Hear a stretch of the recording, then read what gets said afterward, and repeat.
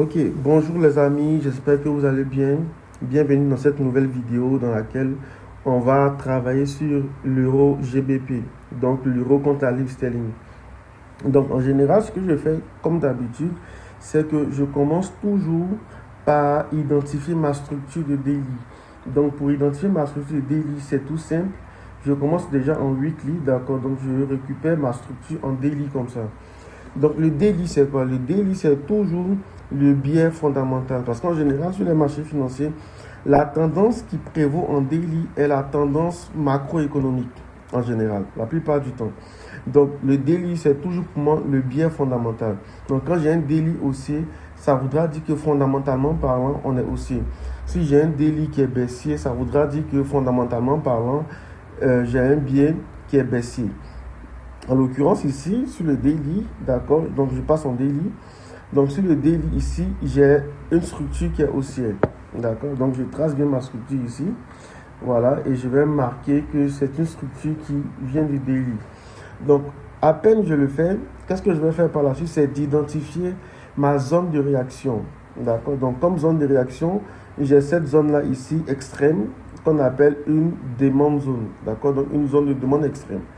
Donc ça voudra dire quoi? Ça voudra dire que lorsque le prix arrive dans cette zone-là, il est censé se produire une nouvelle impulsion de sorte à créer un nouveau sommet ici. C'est bon? Donc, une fois que ça c'est fait, je vais aussitôt placer ce qu'on appelle mon premium discount. Donc c'est cet outil-là que je mets comme ça. Voilà. Donc, une fois que ça c'est placé, il faut comprendre que on a déjà une structure qui est aussi, et ça c'est visible en daily. D'accord? Donc la partie qui va nous intéresser pour acheter, c'est ici. D'accord? Parce que quand on a cette structure-là et qu'on a mis le premium discount en dessous des 50%, d'accord? Donc cette partie bleue ici, c'est la partie qui sera intéressante pour les achats. Et cette partie ici, c'est la partie qui sera plutôt intéressante pour faire des ventes. C'est bon? Donc quand je continue maintenant, une fois que je suis en daily, j'ai identifié mon biais fondamental, j'ai identifié ma structure de daily, donc on est haussier. Il faut que je trouve en fait, nous sommes dans quelle phase? Est-ce que le daily est prêt à reprendre la phase de hausse ou bien est-ce que le daily est toujours en train de faire son retracement? Donc pour pouvoir identifier la phase du marché présentement, c'est d'aller trouver ma structure de 4 heures. Donc je trace ma structure de 4 heures étant en daily. Donc j'avais ça, d'accord, et ensuite j'ai eu ici, d'accord, après j'ai eu cette structure ici. D'accord, ensuite j'ai eu ça ici comme structure et à la fin j'ai eu ici comme structure. Donc on va passer en 4 heures pour mieux voir ça. Donc quand nous sommes en 4 heures, qu'est-ce qu'on constate? Le daily, après avoir fini de faire son impulsion haussière, d'accord, a commencé un mouvement de baisse, vous voyez, à partir de ce niveau-là. D'accord, à partir de cette structure baissière qu'on a eu ici, si on voit bien, on a le daily qui a commencé son retracement. Comment on fait pour savoir que le daily a commencé son retracement? Parce que le 4 heures ne regarde plus dans la même direction que le daily.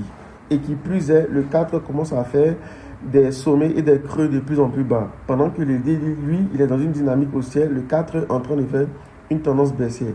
Ce qui sous-entend que le 4 heures, par la tendance baissière, est en train de retracer la structure du daily. Donc je vais mieux marquer ici. Donc on a ça, on a ici, voilà, et on a la dernière structure de baisse qui s'est faite ici. Ok, donc je vais marquer que ce sont des structures de 4 heures. Voilà. Donc on voit clairement que le daily était, enfin le 4 heures, pardon, il était haussier, et au bout d'un moment, il a commencé à faire la baisse. Donc, ici on a un changement de structure et après un BUS ici et d'autres confirmations de mouvement baissier. Donc, on a pu identifier ça. Donc, avant que le prix n'arrive dans cette zone ici, on pourrait voir clairement que le prix en 4 heures était dans une tendance baissière. D'accord? Le prix en 4 heures était dans une tendance baissière jusqu'ici. Et à partir d'ici, le prix n'a plus osé continuer sa tendance baissière et le prix a cassé ce sommet ici. D'accord? Donc, quand le prix casse ce sommet, ça crée ce qu'on appelle encore un autre changement de caractère. Donc, à partir de cet instant-là, on voit clairement que le daily, lui, il est déjà haussier, on le sait. Mais au bout d'un moment, le 4, lui, il change de dynamique il n'est plus baissier et il passe haussier. D'accord? Le 4 passe haussier et par la suite, nous fait une autre confirmation ici. Voilà, une autre structure haussière en 4. Donc, on peut dire quoi? On peut dire qu'en ce moment bien précis, le 4 est en tendance haussière et le daily est lui aussi en tendance haussière. Donc, ce qui va nous intéresser ici, ça sera des setup acheteurs. D'accord? Dans le but de venir prendre une target ou ça à ce niveau-là ici. Voilà. Voilà. Dans le but de venir prendre une target à ce niveau-là. Donc, on sait que déjà le prix, d'accord, il va se diriger vers ce niveau-là, de sorte à clôturer au-dessus pour créer une nouvelle structure de 4 heures. Enfin, de daily, pardon, autant pour moi.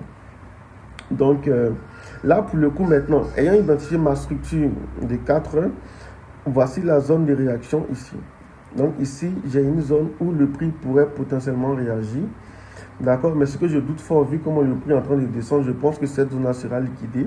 Donc, soit je pense que le prix va à la limite réagir quelque part ici, d'accord, ou au pire des cas, le prix va réagir un peu plus bas quelque part ici. D'accord, donc ce sont ces zones-là sur lesquelles on va attendre le prix, d'accord, en espérant pouvoir prendre une nouvelle hausse de sorte à venir clôturer le prix ici. Donc, voici un peu comment ça fonctionne. Et après, il y a d'autres, bien évidemment. Il y a des paramètres que je peux ajouter pour mieux identifier entre cette zone et celle-là. C'est laquelle des zones qui va le plus marcher. Voici un peu comment j'analyse EuroGBP. Donc, toujours est-il qu'on s'attend à ce qu'il y ait une hausse sur l'EuroGBP. D'accord? Et toutes les confirmations sont déjà là. On a un daily qui est haussé. On a un 4 qui est haussé et même en tendance haussière aussi. Donc, on attend de voir entre cette zone, celle-là, ici, et enfin ici, entre ces trois zones-là, c'est laquelle des zones qui va marcher de sorte à ce que le prix vienne clôturer ici pour produire une nouvelle structure de daily. Donc, voici un peu comment j'analyse. Et je pense que c'est tout pour cette vidéo d'aujourd'hui. Voilà, si vous avez aimé, n'hésitez pas à lâcher des commentaires, à aimer la vidéo, à partager aussi et à vous abonner surtout.